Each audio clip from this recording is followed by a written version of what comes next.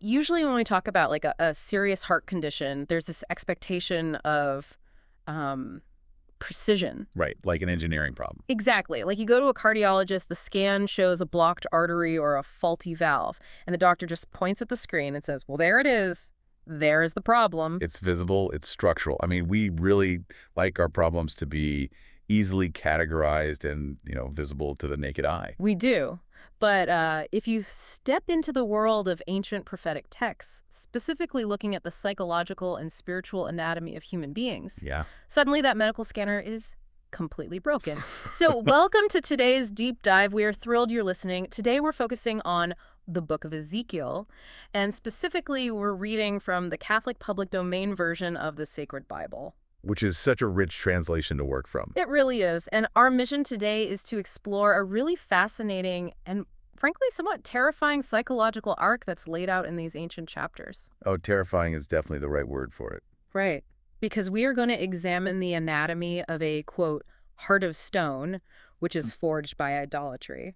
We're going to look at the terrifying consequences of getting exactly what those dark desires ask for. Which is a huge theme here. And then the ultimate breathtaking promise of revival when, frankly, all hope seems entirely lost. Okay, let's unpack this. Where does this disease actually start? Well, to really grasp it, we have to look at the leadership and we have to understand the historical context. Right. So if you look at Ezekiel chapter 14, we see this scene where the elders of Israel come to Ezekiel. Now, they are currently living in exile in Babylon. Right, so they've lost pretty much everything. Exactly. They've lost their land, their temple, their status, everything. So they come to the prophet wanting him to inquire of the sovereign Lord on their behalf. Which sounds good, right? Right. On the surface, they look like, pious men seeking divine guidance in a time of crisis. But God immediately calls out this deep, hidden hypocrisy. And the language used to describe that hypocrisy is it's intense. God tells Ezekiel that these men have, quote, placed their uncleanness in their hearts, and they have stationed the scandal of their iniquities before their face. That's Ezekiel 14.3. Yeah, 14.3. And this connects back to what God tells Ezekiel earlier in chapter 2, describing the people as having a hard face and an unyielding heart. Yeah. So we aren't just talking about, like, a bad attitude here. This describes a fundamental calcification of who they actually are. We really need to dwell on why this phrasing is so revolutionary for its time. Because, when we hear the word idolatry in the context of the ancient Near East, what do we picture? Golden calves, bowing down to statues. Exactly. Carved wood, stone figures, physical altars. But the idolatry Ezekiel is describing here, it bypasses the external entirely. Wow. It is an internal corruption. The idols are literally set up in the human heart. So they have internalized the corruption so deeply that it's become their operating system. Precisely. They have taken the things they worship. So maybe it's power or control, greed, or, just superficial security. Right. And they have built actual shrines to those concepts inside their own minds and souls. Their outward religious behavior is just a mask. A mask worn for societal benefit. Yeah, exactly. Their internal architecture is completely devoted to something else entirely. And the text points out that this internal devotion has a physical or spiritual consequence, which is the unyielding heart or the heart of stone. I was thinking about how to visualize this whole stationing the scandal before our face concept. Oh, yeah? Yeah, and it actually maps perfectly onto how modern digital algorithms work. Oh, that is interesting. Right. Think about the mechanics of social media. When you are constantly clicking on toxic or outrage-inducing or just completely superficial content, you are essentially stationing the scandal before your face. You're choosing it. Yes. You are choosing to put that specific, unyielding energy directly in your line of sight. That analogy tracks beautifully with the ancient psychology Ezekiel is outlining here. Because over time, the algorithm learns exactly what you're staring at. And it systematically feeds you more of it. Creates a loop. Exactly. It traps you in an echo chamber of your own making. And the psychological result is basically identical to what Ezekiel describes. It hardens your worldview. Right. Your empathy, your curiosity, your openness to nuanced truth.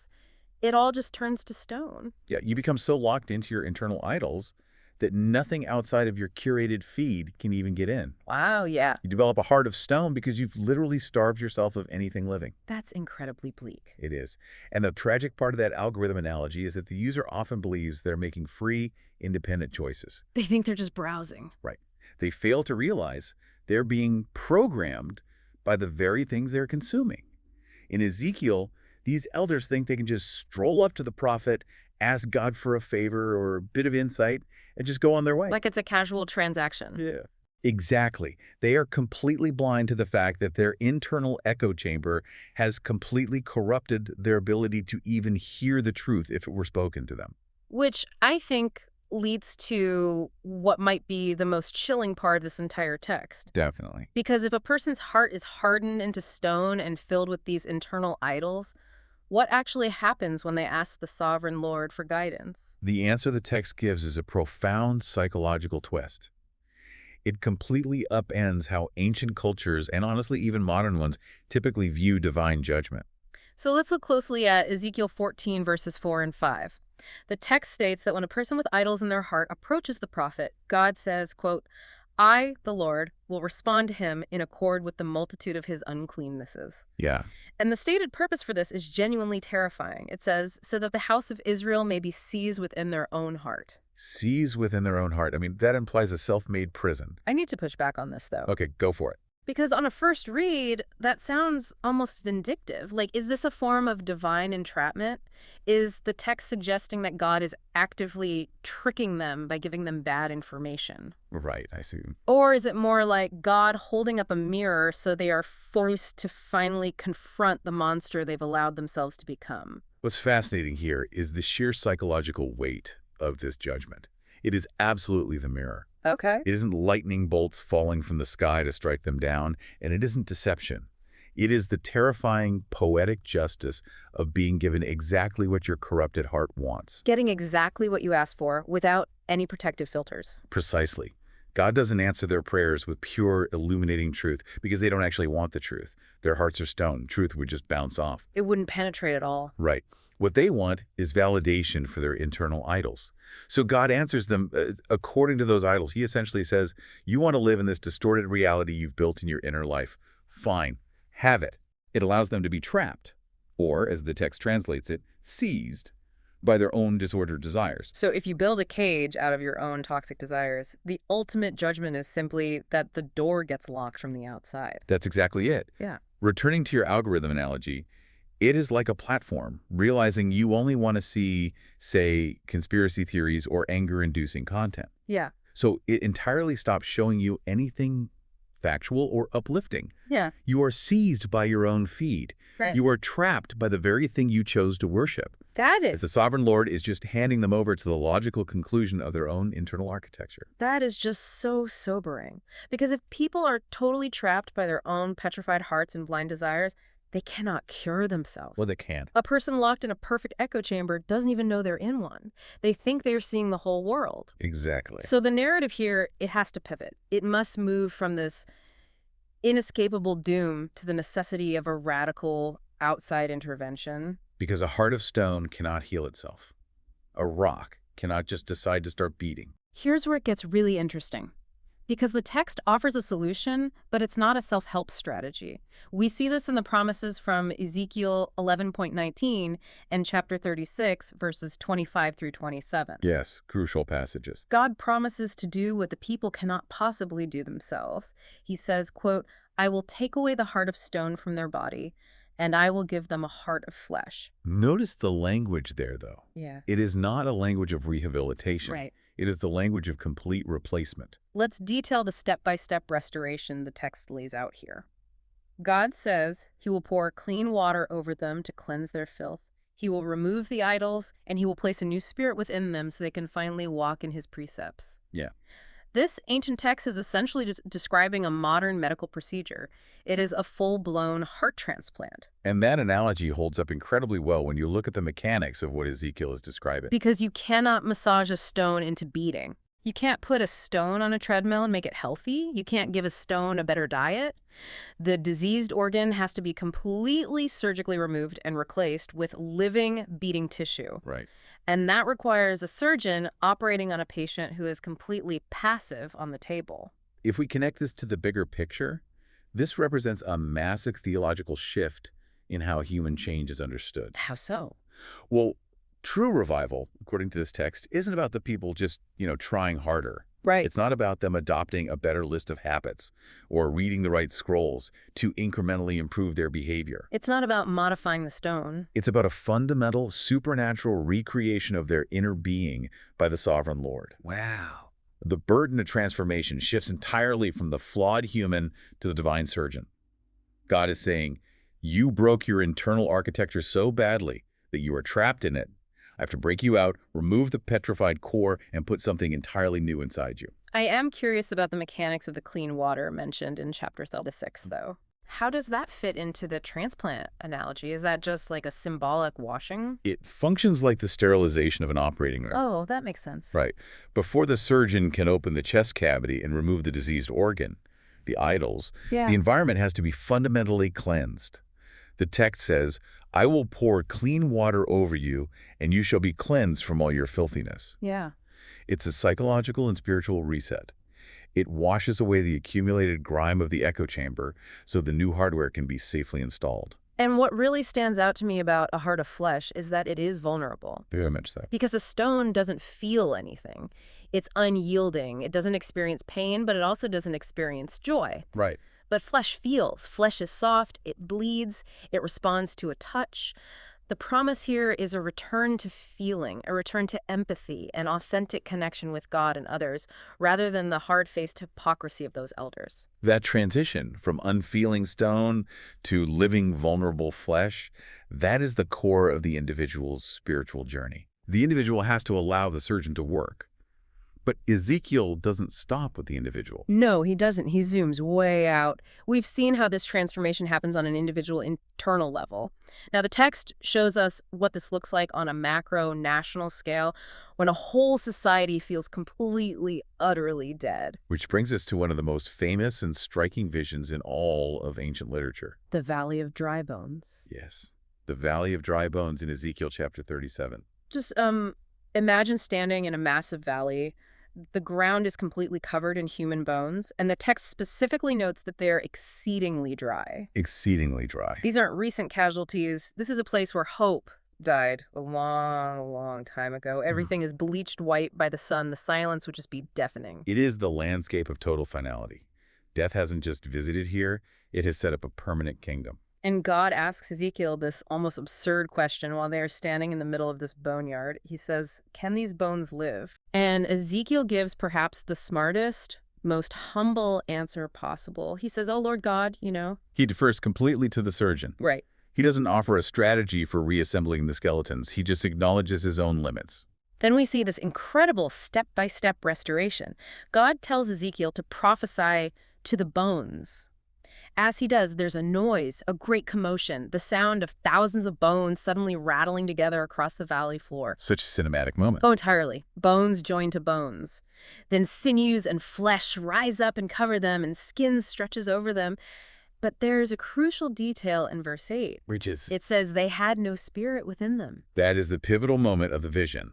The structure is back, but the life is missing. Exactly. And finally, the breath, the spirit is summoned from the four winds to enter them, and they stand up on their feet, an exceedingly great army. We really have to understand the specific psychological context of why Ezekiel is seeing this. This vision directly addresses the deep despair of the exiles in Babylon. Because they had lost everything. Right. In verse 11, God quotes the people back to themselves. They were saying, our bones are dried out, and our hope has perished, and we have been cut off. They felt like their nation, their identity, their future was entirely reduced to that sun-bleached boneyard. They felt internally exactly like that valley looked externally. Precisely. And this raises an important question about the profound two-stage process of revival we see here. It mirrors the heart transplant, but on a grand societal scale. Okay. First, you have the structural realignment, the bones coming together, the sinews, the flesh. It is the reassembly of the form. Right, the pieces are back in place. But the text is explicit that the form isn't enough. The second stage, the vital stage, is the animation by the Spirit. So what does this all mean? If we think about this practically, we can look at it like like building a state-of-the-art computer. Okay, I like that. You can spend thousands of dollars on the perfect hardware, right? You install the best processor, the most advanced graphics card, pristine cooling system, and a beautiful monitor. All the best components. Exactly. That's the bones, the sinews, and the flesh. It looks like a powerful computer, but it remains a dead piece of metal and plastic until it is plugged into a power source, until the electricity, the spirit, flows through the motherboard. That parallel captures the essence perfectly. You can have all the right external structures in life. Yeah. A society can have pristine laws, robust institutions, and beautiful rituals. An individual can have a meticulously planned routine, a great job, and all the trappings of a successful, well-ordered life. They can assemble all their bones and cover them with skin. But without the spirit, without that animating breath of life from the outside, it is still essentially dead. It's just a well-dressed corpse. A well-dressed corpse. Wow. You know, the elders in chapter 14 had the perfect external structure. They did. They were the recognized leaders, they knew the religious protocols, they came to inquire of God at the right time. But inside, they were completely disconnected from the power source. They had no spirit, just a heart of stone masquerading as living tissue. Which is exactly why the promise of the new spirit is the absolute center of both the individual transplant and the valley vision. Yeah. In the valley, God says, I will place my spirit within you, and you shall live. It's the breath that turns the physical structure into a living army. Right. Just like it's the new spirit that turns the transplanted heart of flesh into a beating organ capable of genuine connection. The sovereign Lord supplies both the new hardware and the power source. Looking back over the terrain we've covered today, the progression is just incredibly stark. We started with the tragedy of the human heart, slowly calcifying into stone because of the internal idols it chooses to worship. We saw how our own dark algorithms trap us. We examine the sobering reality of the divine mirror, the terrifying consequence of God answering our prayers in accordance with those idols, allowing us to be seized by the very things we thought would bring us security or power. And then the massive pivot. The miraculous surgical promise of a heart of flesh, a complete replacement therapy offered by God when self-help is mathematically impossible. Right. And finally, that awe-inspiring visual of the dry bones coming back to life, rattling together, and standing up as a great army animated by the wind of the Spirit. It's a masterclass in diagnosing the human condition and outlining the mechanics of divine intervention. It leaves no room for human arrogance, but it offers infinite room for hope. And to you, listening to this right now, this ancient text speaks directly to a universal human experience. It doesn't matter what era you live in or what specific idols your culture favors. No, it really doesn't. No matter how entrenched your bad habits are, no matter how thick the walls of your personal echo chamber have gotten, or how dried out and completely hopeless a situation feels in your life right now, radical transformation is possible. Absolutely. But it requires a fundamental surrender. It requires change from the inside out, not just rearranging the dry bones of your life, but receiving the breath. The structure must be submitted to the surgeon. Before we go, we want to leave you with a final thought to chew on. Earlier, we talked about God giving people over to the idols of their hearts as a terrifying consequence, a judgment that traps them in a cage of their own making. Yeah. But consider this. What if the deepest mercy the sovereign Lord offers isn't giving us what we ask for? What if true mercy is actually Him systematically dismantling everything we thought we wanted, stripping away our idols until we are left with nothing but dry bones? A painful process, but one that leaves a completely clean slate. A boneyard ready to be rebuilt correctly from scratch. So the next time you feel like your world has been reduced to a dry valley and all your structures have collapsed, maybe the surgeon is finally ready to operate. Thanks for listening. We'll be right back here next time, ready to unpack the next big idea. Stay curious out there.